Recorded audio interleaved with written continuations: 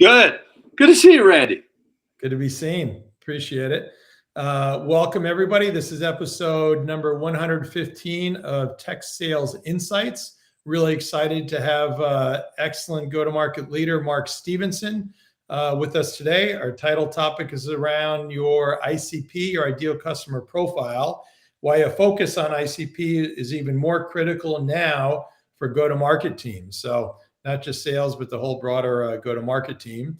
As always, brought to you by Sales Community. For those that are members, thank you very much. For those that are not, you can go to salescommunity.com and you'll see in the upper left-hand corner, I think it is, a link winter free. And as always, we have Tucker behind the scenes here helping. So Tucker, thanks so much. And maybe you can put up the free link there as well.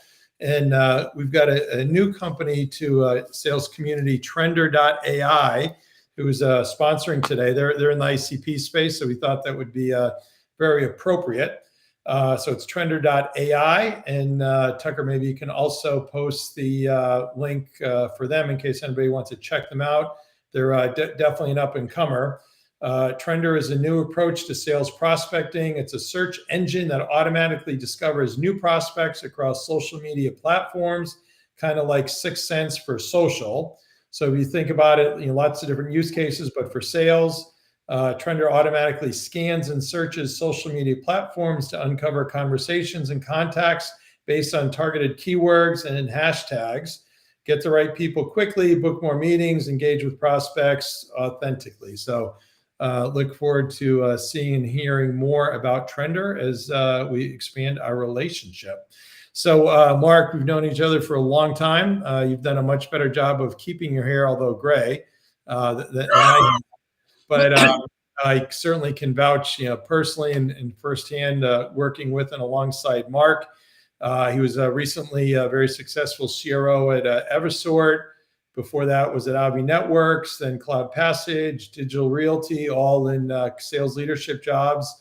And then before that, he was in the big company side where we're together at HPE and also Cisco for a long time. And early on, I think you cut your teeth in sales first with Xerox, correct? Selling typewriters and copiers door to door, Randy. There you go. So what do you think was maybe if there's any new sellers here that are starting to get into sales or think about sales, any valuable or maybe number one takeaway from Xerox for them? The harder you work, the luckier you get. The cold calling is foundational. Awesome. Yeah, I mean, amazing. You can say how critical it is, and talk to some younger folks these days. They seem to kind of shy away from it. I won't say her name. I was speaking with Ken Doherty and some other executives at a University of Alabama MBA sales class Monday, and the person says, and my hair is about to go on fire if I had hair. I want to get into sales, but I really, I have an MBA, so I don't want to do any cold calling. So, my answer was to that. But anyway, Mark has a awesome wife, Angela, 2 wonderful young men, also very charitable in his San Francisco community, and has been a great partner with Sales Community. Some of you may have seen the RevOps architecture that we put together based on a CRO offsite in Beaver Creek. So Mark was instrumental getting that going as well. So let's jump in with our title topic here, ICP. So do you want to start with your kind of intro on it, or do you want to put the chat GBT? Well, I'll do a little intro, then we'll do it. Yeah.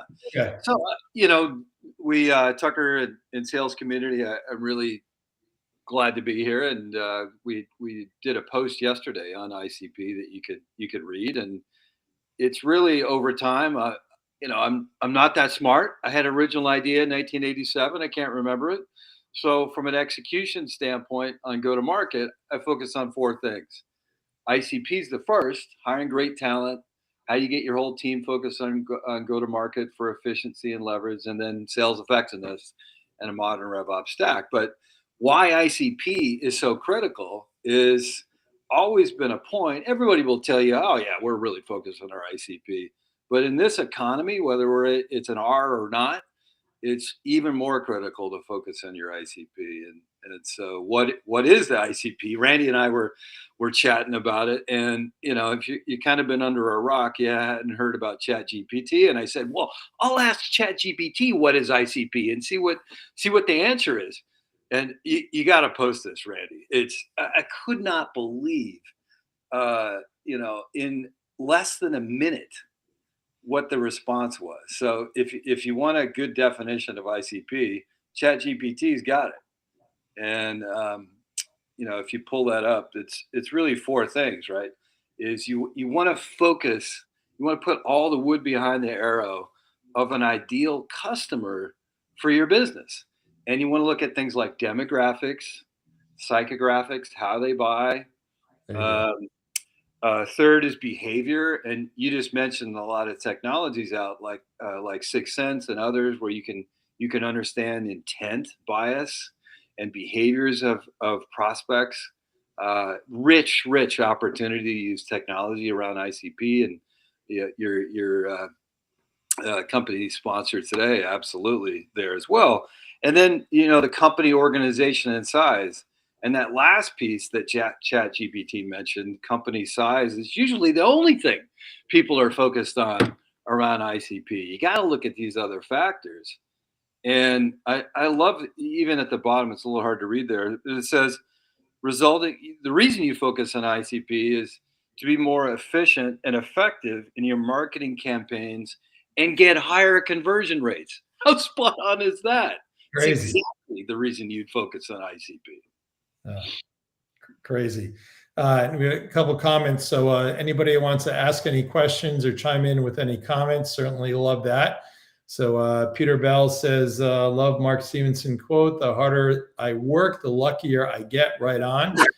Peter also a cold caller back in the day, like all of us.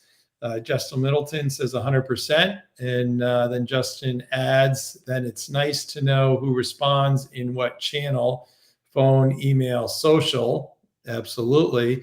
And then probably a follow-on from there to go with Justin's comment is there's probably degrees of success if you can not only know who's responding by what channel, but then know what's the propensity to actually enter the pipeline and then actually get deals closed. So you could have, as an example, maybe I'm going to make it up. So maybe somebody responds on the website, doesn't end up converting, but somebody that I'm going to do through the channel partners or through phone, those end up converting better. But the point would be, relative to knowing your ICP, kind of what are these kind of reach out lead gen channels yield more success? Have you seen that? Yeah, definitely. It's really, you want to look at, if we peel the onion even further, the other thing about ICP is you want to pick customers that have the highest need for what your solution provides. And if you're getting higher connect rates to folks that need your product more, that's probably why. But you want to focus on customers that have a high need for what you do. Second, that you could expand with, right? That they're going to need this solution across their entire business. And that's how you get better conversion rates on new logos, but how those new logos turn to greater than 120% net dollar retention, which is the key to SaaS, right? Is if my business model is all about new logo acquisition, that's tough and it's hard on, I'm going to say this word, has been used in a long time, margins and gross margin and profit and cash, right? So you want to be able to work with customers that you can build a business around. That's the third element. So high need for what you have, ability to expand, and third, can you build a great business around that? That should be an element around your ICP. And if they really need what you got, I bet your conversion rates are going to be higher. If you can communicate that, you can solve that, right? Yeah, it's especially seeing Peter on the VC side. You hear about a lot of different factors, but product market fit. But they might have product market fit and think they're selling, but kind of how scalable and repeatable is it by those different segments, and what's the value prop messaging, right? Yeah, that's right. I mean, something simple, stupid as this. Back when I was at Cisco, every year you'd have the scrum on picking your accounts, and I would use two things to pick my accounts. I would look at, does the company have double-digit revenue growth, and what's their gross margin? Here's the big tell.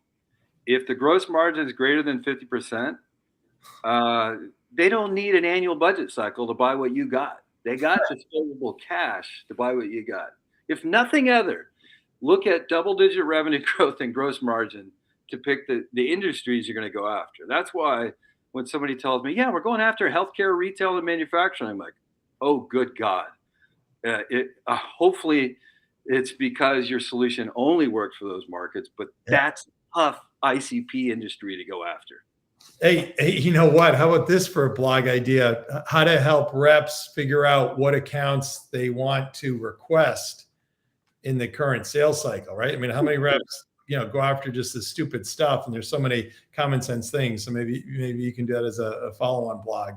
And then Tim from Convertive, who's a fantastic services partner in the RevOps space and data space, says ChatGPT is missing technographic data.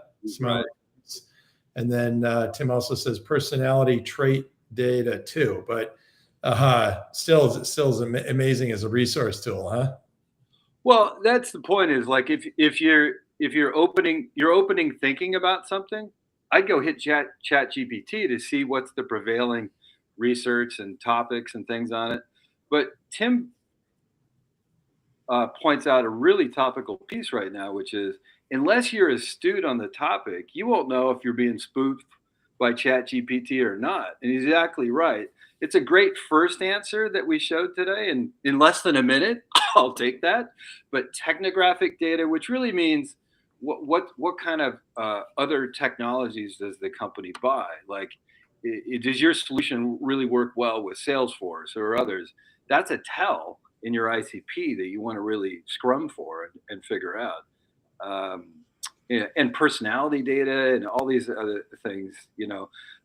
I made this comment that no persona buys, a personality buys.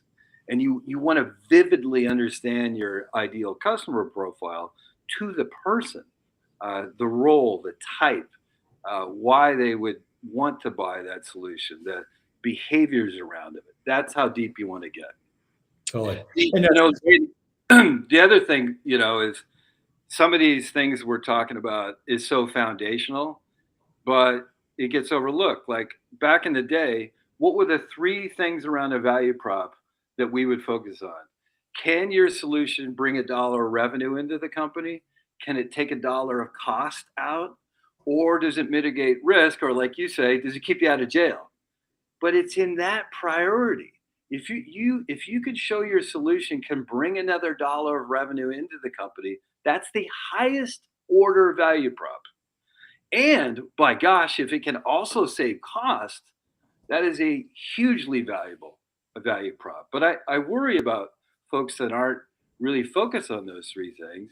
And if your value prop is really just risk mitigation, that's challenging in any economy, especially now. Yeah, totally. And then speaking of personality, just a sidebar, we had the pleasure of meeting the Humantic AI CEO, Amarpreet, in Beaver Creek at our event. So for those that have not talking about personality, you can you use that login and you get a free, trial, a few weeks or something like that. But it's fascinating because you can put in your name and see if somebody's selling to you, kind of how they should work things, but also more importantly, people that are either on your team in terms of how can you work better with them, but then people you're trying to sell to or partner with, because different personality profiles, number one, knowing the personality profile helps. Then number two, knowing what they may like or not like is a huge advantage. So, and you've seen that as well, correct, Mark? Yeah, it is. Actually, it's kind of a renaissance time in RevOps right now, because there's so many different tools that you can use to really get scalable ICP. And actually, the bigger problem is focusing on what are my leading and lagging metrics that I really want to improve? What's the current problems in my go-to-market, so then you can zero in on the tech stacks where you really need to make the investment. I think a lot of companies are 150% of tools and maybe 25% of utilization, right? It's what's the effect? Yeah, and value is even worse. So another concept you believe in a lot is the whole value one in the ICP, and really tied into the M in medic or medpic. Yeah, this is like I said before. I just shamelessly steal best practices that I've heard from somewhere else. So value one's a concept from Looker that got bought by Google, and basically the idea is this: is you have to understand the current state situation. What's the problem the customer has?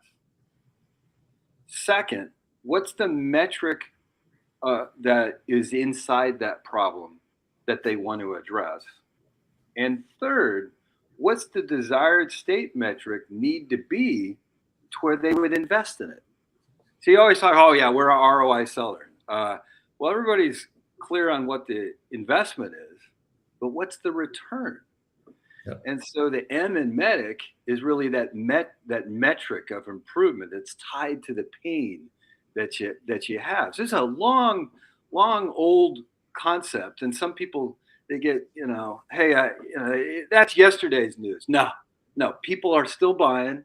They're still trying to solve problems that they have, and unless you can auger in on what's the metric of improvement, maybe it's mean time to failure recovery or being able to scale to more customers. Whatever that metric is, if you don't find that out and do that homework and help the customer justify it, your sales cycle is out of control. And I think more so than ever before, CFOs are scrutinizing every spend, and they're going to be looking for the metric of improvement that they'll have. So the idea here is take your ICP, but really get into what that value one metric of improvement would be as a fail-proof way of getting your sales cycles moving in the right direction and really having control over the campaigns that you would have. Any homework you ask the customer to do is a bad idea forever, but especially now. Yeah, I mean, I've said for years, if you're in the elevator with the CFO and you got 30 seconds, you're not going to talk about a lot of techno, speed and feed, and mumbo jumbo. It's all around the revenue, it's the expense, it's the profitability, it's maybe compliance, kind of those things that a CFO is going to care about. And to your point, in this economy, CFO is going to have 5 or 10 or 20 different proposals, maybe from all different departments, and these got a certain amount of incremental dollars, and whatever the ones that kind of can justify that shorter term ROI that you can buy into, that's the keys to the kingdom. Yeah, just think about it from a different, like you say, let's hit on that. You're a sales rep, and maybe your solution is naturally oriented to a business application sale. Let's stay there for a minute. Even so, how many of your competitors are really talking about how usage, how a customer could use your solution, what the business impact would be? You, right out of the gate, are differentiating yourself from other folks. How do other customers get improvement in their business? Great selling focus. And if they're not interested in that kind of improvement, fast fail. That's the wrong customer, right?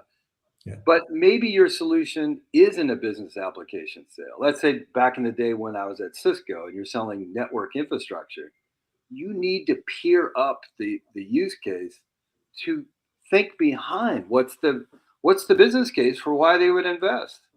And even if you're selling infrastructure, if you have a business focus around metrics of improvement on why do you buy the solution, you're way differentiated from everybody else.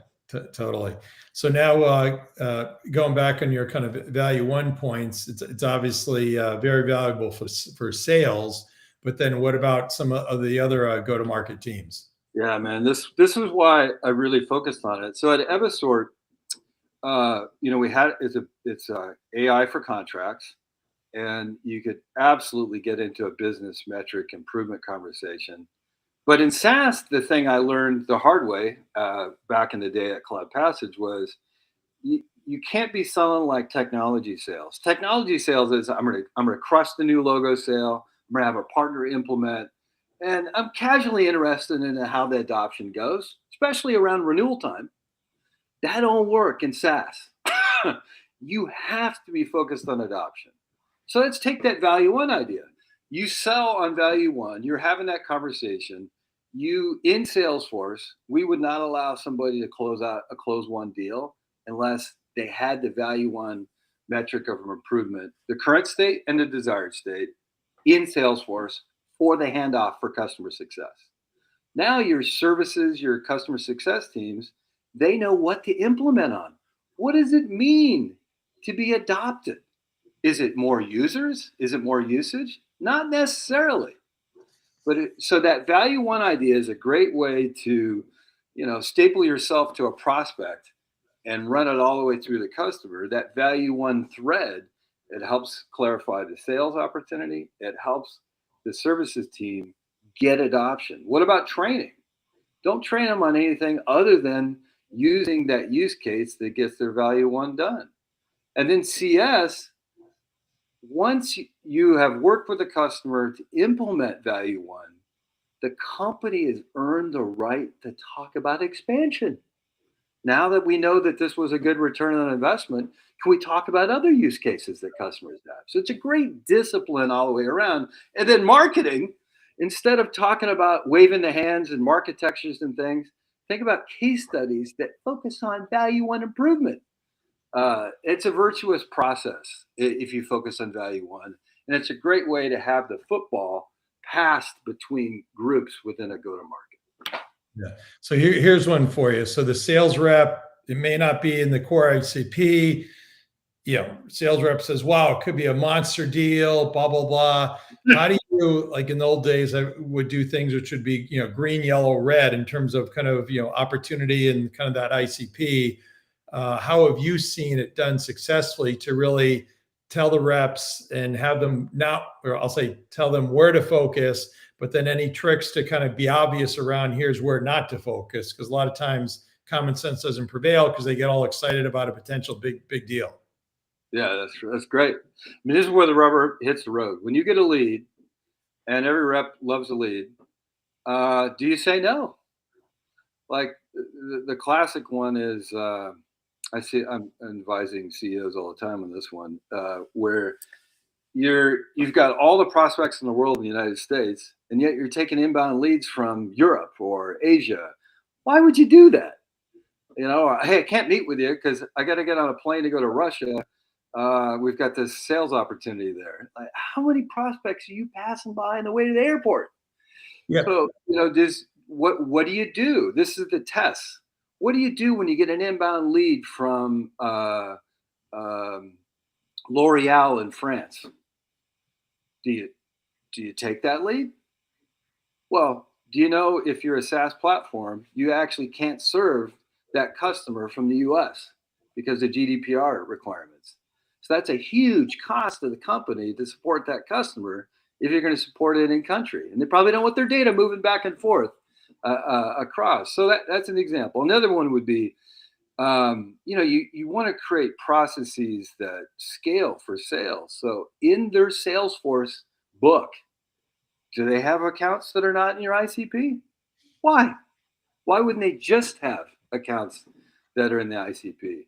Go take a look at SDRs. Are they have in outreach or Gong's latest tool, customers that are not in your ICP? How about events or marketing leads? What I would do is look at leads that are in ICP and the ones that aren't in ICP. Why?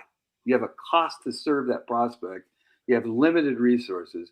So these are ways to test if you're really executing in our ICP.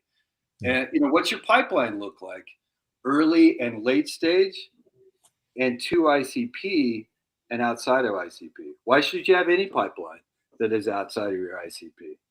Just think about product. If you're putting all the wood behind the arrow of what the company believes is the right ICP, the product feedback you're going to get is right for product to keep a roadmap that's tuned to your company direction. Yeah. So go ahead. Yeah. So whose job is it to police the right accounts in there that they're calling on, or their pipeline? Is that a sales? Do you think it's a sales thing? Is it a marketing thing? So if you assume the reps aren't doing it, who should be in charge of supervising that? Yeah, CRO is accountable for everything, right? So that's you can't expect what you don't inspect. So you got to periodically kind of audit. And I would get the calls from the SDR leader. Hey, man, this is a hot lead. You sure we can't? No, no. And it's a conversation with you got to be online and site with your marketing team. CEO's got to be aligned on this thing too, and see through that. But the other side of it is, this is why you need a good right hand. I'm left-handed, so I can say that. Is RevOps leader. The RevOps leader ought to be policing for this and systematizing ICP focus. Yeah. And then what about the kind of the handoff with sales and marketing? Some people would say, marketing's kind of loosey-goosey, gets MQLs, the SQLs aren't kind of really where they should be, how they should be. Any kind of best practices that you've seen to make sure that marketing's also then focused in kind of what that ICP is? Yeah. Get their fingerprints on the murder weapon. You got to be careful what you say these days, by the way. Yeah, that's a good point. Thanks. Is really focus with marketing on the ICP. If you're a CRO, sales leader, and you're talking about ICP, the marketing person, your marketing lead should be like, oh, thank you. And if you're aligned with the marketing lead on ICP, great things happen. So it's a great teamwork opportunity to go do that, right? You got to do that. And the other trick is get everybody focused on cross-functional leading and lagging metrics. So I don't want a metric on MQLs. Who cares about MQLs? I want a metric on sales qualified opportunities. The marketing lead might hate that because it's the sales rep that's saying if it's qualified or not. But that cross-functionalism really keeps you on point. Right? Look for cross-functional metrics that ensure that everybody's on the right place. We're going to do 4 more blogs, and the last one is about sales effectiveness. And in it, I talk about what are the leading and lagging metrics, and they're cross-functional metrics, so you get the whole go-to-market point in the right direction. Yeah, and when there's not enough leads, not enough pipeline, not enough sales, the CRO is the one, if we're staying with that theme, that gets shot, not the CMO, right? Right. I've never heard of a CMO getting shot because there's not enough pipeline because the revenue's not there. So it's a big trust thing, right? It's a big trust thing because the marketing person is like, hey, I definitely could get fired if there's not great lead flow, but they don't. There's a good book out right now called Sales Paradox, where you could be huge on all these activity metrics, but the conversion rates are suffering, right? You can't go at it anymore on tonnage. Right. Yeah, totally. So for those maybe just joining, we've got Mark Stephenson, fantastic go-to-market leader. So anybody that wants to comment or chime in with any questions, feel free. Our current topic is ICP, but certainly he's able to speak and answer on anything else. So Mark, moving on, any other considerations as you think about trying to get that alignment with the broader go-to-market team? Yeah, I think there's some do's and don'ts along the way. One would be is obviously a do is get very granular around your ICP. Tim's point on technographics key, right? I think I would really think deeply about the don't is don't call outside of your ICP, and it's really hard. You're going to have reps that say, "I just want the at bats." No, not the at bats on folks that you don't ultimately want to serve and have in your customer profile for a long time, right? I'd say the other one is train on value one. What a great sales approach. And John McMahon, we were talking about it today, he created it around MedPick, right? It all starts with that metric of improvement. I'm actually doing a post later. I was with him yesterday morning and still need to do the post, but fantastic go to market executive leader for sure. I think a don't in this market, in any market, is don't rely on pipeline that's outside your ICP, because it's pipeline where they don't need what you have as deeply as others, right? Less is more, ironically. Organize your, I yeah. was just saying, sorry. So in going through this, so a lot of these things, I'm just thinking, okay, in the environments that we've been in, things still seep through. The accounts that are not on the ICP are there. They go in the pipeline. People want to try and goose the pipeline metrics because it's got to be a 4x or 4x or 5x to 1 or kind of whatever it is. But you're really saying it's that kind of sales ops or that rev ops person or leader who's really kind of in charge of calling bullshit, for lack of better words. That's right. That's right. At Eversort, our rev ops leader was the most trusted person in the company because they're unbiased. We wanted them to be as candid as possible about the business. You don't want fool's gold. You want to know how you're going to land the quarters, right? And so it doesn't pay to get focused on suboptimal numbers, and for sure. You raised another point about how do you organize around, in a SaaS business, what's the best way to organize around ICP or Value One? There's a great book, ironically, called The Technology Services Playbook. And I referenced that in the post that we launched yesterday. And what he calls for is you should organize around 4 things. What's your processes and focus around land, adopt, expand, and renewal? That sounds so stupid simple. But think about your processes around that. What are the critical steps and processes to land the right customer? How do we get adoption as quickly as possible? Then you've earned the right to have cross-sell and expansion conversations. And if you do all that, the renewals are going to take care of themselves. And oh, by the way, you should be doing multi-year contracts anyway. Totally. And then within kind of ICP, you can also have kind of variations where it's not just a generic ICP, could be different ICPs on different industries, probably maybe not as much geographies, but probably industries and size companies, and then also decision makers as well, right? That's right. That's right. Like, within that ICP, who's your buyer? Actually, go back to Medic, right? It's who's the E is who's the executive buyer. The C is who's your coach. Don't be confused by which one is which, and look for fact patterns to suggest they really do have the pen if they're the executive buyer, or they really are the coach. Great question. Great question is, hey, give me an example of where you've implemented a solution like this in the past. Oh, shut up. Listen to the answer. If they haven't implemented a solution like yours in the past, discount that pipe. Discount that opportunity. If they can't spell API, it's going to be tough on a SaaS implementation. You don't want customers that aren't going to be able to use your solution. The idea of, is it a customer anymore? No. Customers isn't the right mindset. It's users who are using your solution. You don't want somebody that's not going to use your solution. Yeah. Hey, then what about kind of tying in? So we talked a lot about the go-to-market team, but what about some people that are not part of go-to-market? So as an example, kind of engineering, designing product to spec that kind of fits within that need, making sure that the CEO is aligned, right? Because the CEO could get big eyes saying, "Wow, here's a big deal." Kind of how do you make sure you keep those non-go-to-market team folks in the boat as well? Yeah, we've done in the past is we do an MBR, monthly business review.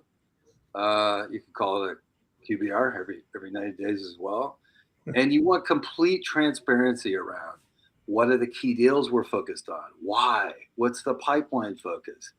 And product folks love it when you're talking about the specific business improvement, when you're talking specifically about customer requirements. That should actually be the what should be in Salesforce as requests for feature enhancements, right? And it should have a customer behind it. It should have specifics behind it. Because one of the things in a SaaS business, early stage, you don't want to do is give a head fake to product. The CRO must be the ambassador of the right market requirements for product roadmap. If you feed non-market requirements just because you want to get a deal, it'll help this quarter, but it ain't going to help in the long term. So it's a great way to keep even product focused on the right ideal customer to be developing solutions for. Yeah, and we've both been at companies where you have the engineering/product people say, doesn't matter what the customers think, here's what the right thing is. Which maybe if you're Steve Jobs, you can do that, but in most normal environments, how have you seen CROs kind of get those engineering or product people to be more customer facing, so they can actually listen to what those requirements are to help shape the roadmap, as opposed to typically what happens is they just want to go do what they want to do? Yeah, I mean, that's a bad hire right out of the gate.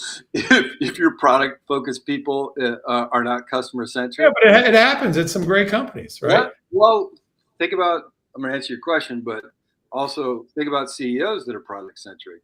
You could think that the more features I add in, it'll create an overwhelming value prop. Oh no, you could be adding features that have different buyers. So really, that's the caution I have for a lot of product centric CEOs is like, I'm going to add my go to market team later. I'm going to work on the product. Then no, you need a go to market executive working in seed with on the product, and you need to have design partners from customers. They're going to make sure you have the right product focus. But the the other thing is with Gong, we use Gong really effectively is have sales calls that your product team can listen to that is specifically around the feature set. We did it in customer success too. Hey, customers having the following problem with our solution, and they get chapter and verse, Yeah. the customer sentiment, and a transcript of what the problem is and what they need. Gold. Crazy. And I'm just going to sidestep for a sec before I forget. So you're very kind to contribute in my book, your go-to sales advisor. So Tucker, maybe put up the link, anybody that's interested. But yours on page 110 is adapting great leadership advice from those who have been successful. So I know you could talk about it forever, but your UCLA guy, John Wooden, has lots of great tips. So maybe pull out two or three of those, and feel free to give a shout out to the Bruins current basketball team. Oh, Thursday at 12 o'clock, first game of the Pac-12 tournament, soon to be 10. Yeah, I'm a big UCLA fan. Went to the 95 national championship. Actually dated John Wooden's granddaughter. She hated basketball, which is beyond me. And I got a pyramid of success signed from him, so I'm pretty UCLA forward. One of the greatest quotes, and I would urge you to go read a book on John Wooden. But he said, never confuse activity with success. How true is that in the sales world, right? I just said the harder you work, the luckier you get. Right. But that's a great one. Don't work quickly, but don't hurry. It's just so many time-honored things. This is a guy that spent 40 years perfecting his approach before they won an NCAA tournament. 40 years. So great sage advice from the greatest athletic coach ever in John Wooden. Awesome. Very, very cool. Now, maybe we have a little bit of time. You've got some other nuggets. I don't know as if we're actually going to do a podcast around your kind of the top talent aspect. So maybe a couple nuggets there you want to share? Yeah, we could drop it in written form in a week or two. But the key things there, and I have 10 points on top 10 tips for hiring great talent. I'm not going to go through them all, but the key one is not HR, but the sales leader should define what the spec is for an AE, a BDR, anybody, the sales leader, anybody in their role. Not HR. You need to define the spec that you're going for. If you don't do it in granular detail, then you're going to get hornswoggled by somebody that's a fast talker that you like. that is outside of your spec. Classic blunder in hiring. And every CRO has got this, God, I got 6 months to hire, if that. I got to hire now. And in the operating plan, it always says you're going to hire faster than you really can in the wild. So you got a huge focus on speed to hire. And what do people do? They go hire from their Rolodex. Well, that's good if your Rolodex is spot on with your ICP, but ain't so good if these people don't have domain experience, Right. customer experience, and sales experience. Classic one in this, in the last 10 years, I've never seen an economy go up on the right. Everybody's over their quota numbers. In a tornado, even a turkey can fly. So everybody's got great sales attainment numbers. And you get these people that are like, well, I want to be an enterprise rep. Okay, well, have you been an enterprise rep in the past, an early stage firm? No, but that's the next step of my career. Well, if you're a CRO at an early stage firm that's focused on enterprise sales, do not hire that person. Well, Mark, that's not fair. How are you going to develop somebody? Let Microsoft, Cisco, other companies develop the enterprise talent. You don't have time for it. So the spec is really critical. Yeah. Having a hiring process that's tight. You should have no more than 5 interviews in 2 weeks to find out if this candidate's right. The other one is a challenge. Whatever the role is, they got to do homework. In an AE role, I have them do a 30, 60, 90-day plan. Good percentage of them will say, hey, I don't want to do that. Or the week of will cancel. There's a great answer. I don't want to hire those people that aren't going to do hard work. That 30, 60, 90-day plan becomes their onboarding plan. That's a big, big thing to do in this hiring process. And last but not least, out of my top 10 is do blind references. With LinkedIn, it's inexcusable. You can find somebody second or third degree to anybody and go get unvarnished feedback. Of course, check the references they give you, but check references they don't give you. Yeah, I'm amazed these days. We do recruiting with one of my businesses, Top Talent Recruiting, but the number of people that get hired without going that extra mile to do that firsthand reference check is just beyond insane. Even a lot of the big retained firms, they'll do reference checks. I don't even bother. I say it is pretty much useless to do a reference check with somebody you don't know, because they're already going to say great things. So to your point, especially on LinkedIn, you can figure it out. And if you can't figure it out, then that probably means there's something wrong between customers and partners and peers and industry people and anybody else. You certainly should be able to do that. And then I was just thinking back on talking about the spec. It's not just kind of this, it is important to do the spec just for you, but you need to make sure you have alignment right across the company, because the engineering leader or the CEO or CMO could have different things in mind. So if you can kind of, which I know you do, right? You have kind of the spec with the 10 or 15 or whatever points, people kind of grade among each of those points. That helps keep everybody on the same page for the specs and an objective process, because without that, then it's just a train wreck too, right? Yeah. So key. I mean, there's nothing more important than hiring great talent. It is the key to the go-to-market, and you got to spend a ton of time there. Another great tip is, if you have these critical requirements, think of a Venn diagram: customer, domain experience, and sales experience, and list 3 or 4 criteria, criteria in each one of those. Let's take sales experience. I want to hire somebody, if it's an enterprise spec, I want to see somebody that's got 3+ years of over quota experience in the role. So you set those critical requirements and then have flags, red, yellow, and green flags for your sourcers. So a green flag would be, this person's got 4 years of over quota performance selling to enterprise. A yellow flag might be that they've got 3 years. And a freaking red flag is they're under 2, or they've never sold to enterprise. I don't want to see resumes for somebody that's in a red flag on these critical criteria. This is how you can scale that spec focus, is these flags. And sourcers love it. They love working with you because they got a bright line on how to go source candidates. Crazy. So anyway, so point of story is look for the follow-on blog. Lots of great other content in there for sure. So kind of circling back here, maybe last few questions. So back on the ICP side, maybe just to kind of reinforce the importance of ICP relative to new logo acquisition. Yeah, is again, you want to focus on customers that have the highest need for what you have, that they're going to be able to adopt it and expand with you, and you could build a great business around it. Those are the key three things. And think about the business impact you're going to have.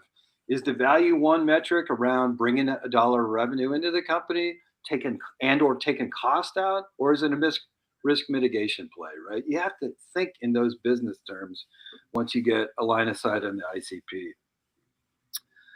And then make it a team sport. If you can get the whole company focused on an ideal customer, it's such a win. In an early stage firm, the bias is to fail, right? Is you need to do extraordinary things every single day to get the escape velocity for an early stage firm. And to put yourself in the highest probability of doing that, ICP is critical.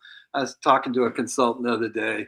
He said, "Oh, Mark, ICP, everybody knows ICP." Oh, yeah. Then test for it. See if it's really governing the way you're organizing your business. Everybody talks about it. Few people do it in detail. And I'd say my area of opportunity is not being as rigorous or early out that I was on it. Oh, great. And then also just to reinforce one of your key points, it's not just sales, right? It's really for everybody. Team sport, man.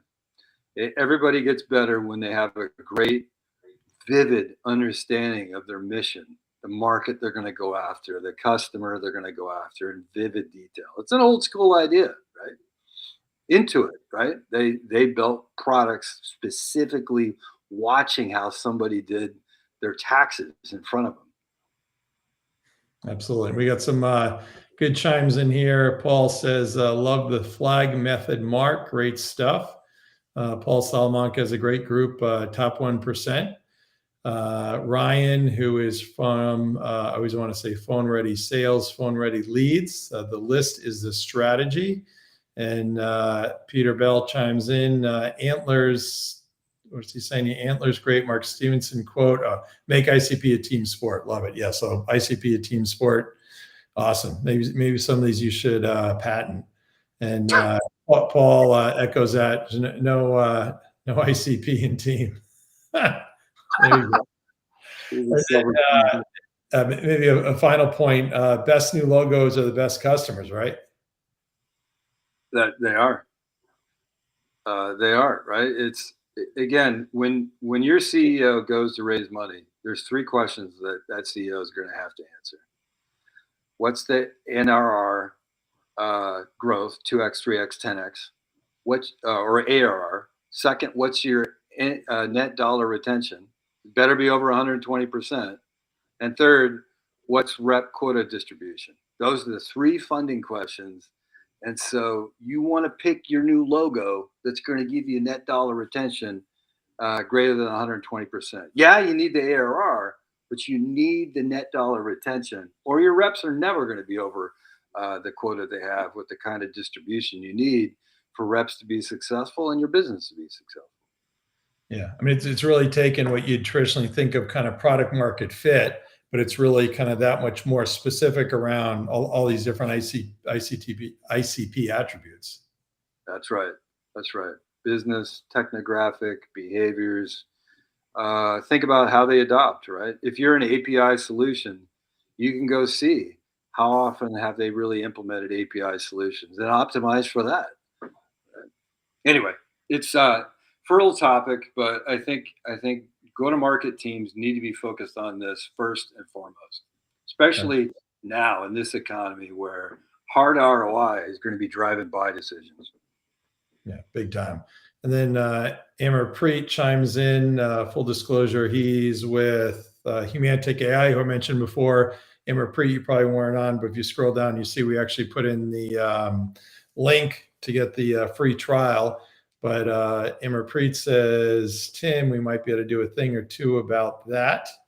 So absolutely. So anyway, in summary, time flies when I'm having fun. Mark, you've been awesome, amazing, critically important go-to-market topic.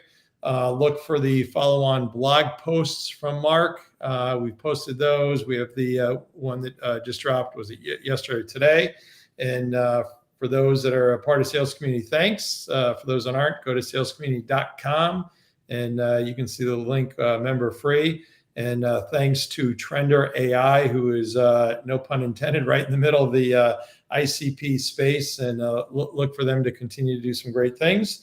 Next week, we have, for episode number 116, Lisa Pope, who's president at Epicure, and she's going to be talking about how sales and ERP have evolved. That's going to be Tuesday, March 14th from 1 to 2. And then very excited, we have the one and the only John McMahon is going to be on March 21st. So looking forward to that as well. So Mark, you've been awesome as expected. Thank you so much. And Tucker, as always, thanks for your help behind the scene. Everybody have a great day. Thanks, Randy. Appreciate your investment in Sales Community. Helping everybody.